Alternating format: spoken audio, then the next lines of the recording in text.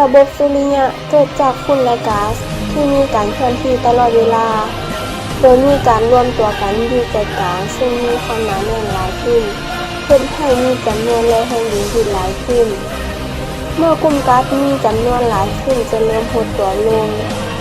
จะเฮ็ดให้ความดันเพิ่มขึ้นเป็นเหตุให้ใจกลางมีอุณหภูมิสูงหลายกลายเป็นดวงอาทิตย์ก่อนเกิดหรือโปรโตซันซึ่งจะมีการยืดตัวอยู่ต่อเนื่องจนอุณหภูมิแกนกลางสูงถึง 15 ล้านแกลวินแล้วก็ให้เกิดปฏิกิริยาเทอร์โมนิวเคลียร์ฟิวชั่นทำเป็นแหล่งพลังงานของดาวฤกษ์หรือดวงอาทิตย์นั่นเองฝุ่นและก๊าซที่เหลืออยู่อ้อมหอบจากแกนที่หมุนวนเป็นแผ่นกลมแบนอ้อมดวงอาทิตย์เศษโลหะและหินเกิดการรวมตัวกันเป็นดวงอาทิตย์ก่อนเกิดหรือ planetesimal ขนาดน้อยจำนวนหลายและมีการเพิ่มจำนวนต่อไปเกิดเป็นดาวเคราะห์ชั้นใน4ดวงคือดาวพุธดาวศุกร์โลกและดาวอังคารส่วนบริเวณที่ไกลออกไปมีการรวมตัวกันเป็นดาวเคราะห์ก๊าซจำนวนใหญ่กว่าซึ่งอยู่รอบนอกอีก4ดวงคือดาวพฤหัสดาวเสาร์ดาวยูเรนัสและดาวเนปจูนของแข็งที่เหลือจากการรวมตัวกัน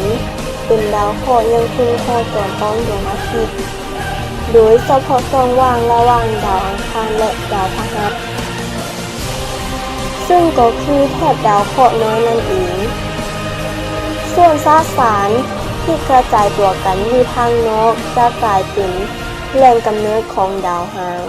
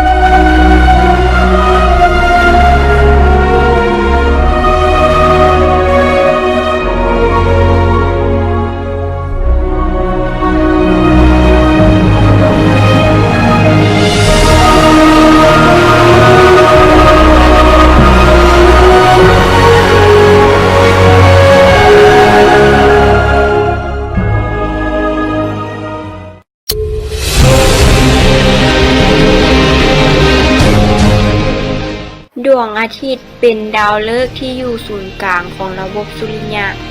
และเป็นศูนย์กลางของแห่งโน้มถ่วงเฮ็ดให้ดาวเคราะห์และดาวบริวารทั้งหลาย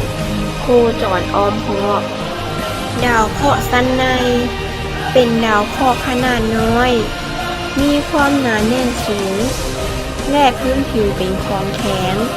ซึ่งส่วนใหญ่เป็นธาตุหนักมีบรรยากาศอยู่เบาบางทั้งนี้เนื่องจากอิทธิพลจากความร้อนของดวงอาทิตย์และลมสุริยะเฮ็ดให้ธาตุเบาเสียการบรรจุบ่สามารถดำรงสถานะอยู่ได้ดาวเคราะห์สั้นในบางเทื่อเอิ้นว่าดาวเคราะห์พื้นแข็งเนื่องจากมีพื้นผิวเป็นของแข็งคล้ายคือกับโลกดาวเคราะห์สั้นในมี4ดวงคือดาวพุธดาวศุกร์โลกและดาวอังคารดาวเคราะห์สั้นนอกเป็นดาวเคราะห์ขนาดใหญ่แต่มีความหนาแน่นต่ำเกิดจากการสะสมตัวของธาตุเบาอย่างช้าๆทำนองเดียวกับการก่อตัวของก้อนหิมะเนื่องจากได้รับอิทธิพลของความร้อน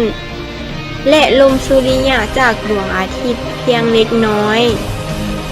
ดาวเคราะห์พวกนี้จะมีแก่นขนาดน้อยห่อหุ้มด้วยก๊าซจำนวนมหาศาลบางเทื่อเฮาเอิ้นดาวเคราะห์ประเภทนี้ว่าดาวเคราะห์ก๊าซยักษ์ซึ่งหมายถึงดาวเคราะห์ที่มีคุณสมบัติคล้ายคือดาวพฤหัสดาวเคราะห์สั้นนอกมี4ดวงคือดาวพฤหัสดาวเสาร์ดาวยูเรนัสและดาวเนปจูนดวงจันทร์บริวารโลกบ่แม่นดาวเคราะห์เพียงดวงเดียวที่มีดวงจันทร์เป็นบริวารโลกมีบริวารชื่อว่าดวงจันทร์ในขณะที่ดาวเคราะห์ดวงอื่นก็มีบริวารเช่นเดียวกันเช่นดาวพฤหัสมีดวงจันทร์ขนาดใหญ่4ดวงชื่อไอโอยูโรปากันนีมิสและคัสลิสโตดาวเคราะห์และดวงจันทร์ถือกำเนิดขึ้นพร้อมๆกันเพียงแต่ดวงจันทร์บ่ได้รวมตัวกับดาวเคราะห์โดยตรงแต่โคตัวขึ้นในวงโคจรของดาวเคราะห์เราจะสังเกตได้ว่าหากเบิ่งจากทางด้านเทิงของระบบสุริยะจะเห็นได้ว่าทั้งดวงอาทิตย์ดาวเคราะห์และดวงจันทร์ส่วนใหญ่จะหมุนอ้อมตัวเองในทิศตรงกันข้ามกับเข็มโมงและโคจรอ้อมดวงอาทิตย์ในทิศตรงกันข้ามกับเข็มโมงเส้นเดียวกันหากเบิ่งจากทางด้านข้างของระบบสุริยะจะพบว่าทั้งดวงอาทิตย์ดาวเคราะห์และดวงจันทร์บริวารจะอยู่ในขอบเขตที่ใกล้เคียงกับเส้นสุริยะวิถีหลายทั้งนี้ก็เนื่องมาจากระบบสุริยะทั้งระบบก็กำเนิดขึ้นพร้อมๆกันโดยการยุบตัวและหมุนตัวของจานฝุ่นดาวเคราะห์แค่เป็นนิยามใหม่ของสหพันธ์ดาราศาสตร์สากลที่กล่าวถึงวัตถุขนาดน้อยมีรูปร่างคล้ายวงมนแต่มีวงโคจรเป็นวงฮีซ้อนทับกับดาวเคราะห์ดวงอื่นและบ่ได้อยู่ในแถบของสุริยะวิถี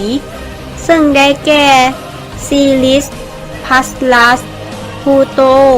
และดาวที่หาก่อค้นพบใหม่เช่นอีลิสเซสนาวาลูนาเป็นต้นดาวเคราะห์น้อยเกิดจากวัตถุที่บ่สามารถรวมตัวกันเป็นดาวเคราะห์ได้เนื่องจากแรงรบกวนของดาวเคราะห์ขนาดใหญ่เช่นดาวพฤหัสและดาวเสาร์ดังเราจะพบว่าประชากรดาวเคราะห์น้อยนั้นส่วนหลายอยู่ที่แถบดาวเคราะห์น้อยซึ่งอยู่ระหว่างวงโคจรของดาวอังคารและดาวพฤหัสดาวเคราะห์แคะเช่นเซเลสก็เคยจัดว่าเป็นดาวเคราะห์น้อยที่มีขนาดใหญ่ที่สุดเส้นผ่าศูนย์กลาง900กิโลเมตร ดาวเคราะห์น้อยส่วนใหญ่จะมีวงโคจรอ้อมดวงอาทิตย์เป็นรูปวงรีหลาย และบ่อยู่ในแถบสุริยวิถี ขณะที่มีการค้นพบดาวเคราะห์น้อยแล้วประมาณ 300,000 ดวง ดาวหางเป็นวัตถุขนาดน้อยเช่นเดียวกับดาวเคราะห์น้อย แต่มีวงโคจรอ้อมดวงอาทิตย์เป็นรูปยาววงรีหลาย องค์ประกอบส่วนใหญ่เป็นก๊าซในสถานะของแข็งเมื่อดาวหางเคลื่อนที่เข้าหาดวงอาทิตย์ความร้อนจะเห็นให้มวลสารของมันระเหิดกลายเป็นก๊าซลมสุริยะเป่าให้ก๊าซเหล่านั้นพุ่งออกไปในทิศตรงกันข้ามกับดวงอาทิตย์กลายเป็นหางวัตถุในแถบไคเปอร์เป็นวัตถุที่หนาวเย็นเส้นเดียวกับดาวหางแต่มีวงโคจรอยู่ถัดจากดาวเนปจูนออกไปบางครั้งจึงเอิ้นว่าแทน Neptune's Object ทั้งนี้แถบไคเปอร์จะอยู่ในระนาบของสุริยวิถี โดยมีระยะห่างออกไปตั้งแต่40 หา 500 AU หรือหน่วยงานดาราศาสตร์เท่ากับระยะทางระหว่างโลกถึงดวงอาทิตย์หรือ 150 ล้านกิโลเมตร ดาวพลูโตเองก็จัดได้ว่าเป็นวัตถุในแถบไคเปอร์ รวมทั้งดาวเคราะห์แคะซึ่งค้นพบใหม่เช่น Eris, Cessna, Varuna เป็นต้น ปัจจุบันมีการค้นพบวัตถุในแถบไคเปอร์แล้วหลายกว่า 35 ล้านดวง เมฆออสเป็นข้อสมมุติฐานที่ตั้งขึ้นโดยนักดาราศาสตร์ชาวเนเธอร์แลนด์ชื่อเจนส์ออสซึ่งเชื่อว่าอยู่สุดขอบของสุริยะรัศมีประมาณ 50,000 AU จากดวงอาทิตย์ระบบสุริยะของเฮาห่อหุ้มด้วยวัตถุก๊าซแข็งซึ่งหากมีแรงโน้มถ่วงจากภายนอกมากระทบกระเทือนก๊าซแข็งเหล่านี้ก็จะหลุดเข้าสู่วงโคจรอ้อมดวงอาทิตย์กลายเป็นดาวหางโคจรระยะยาว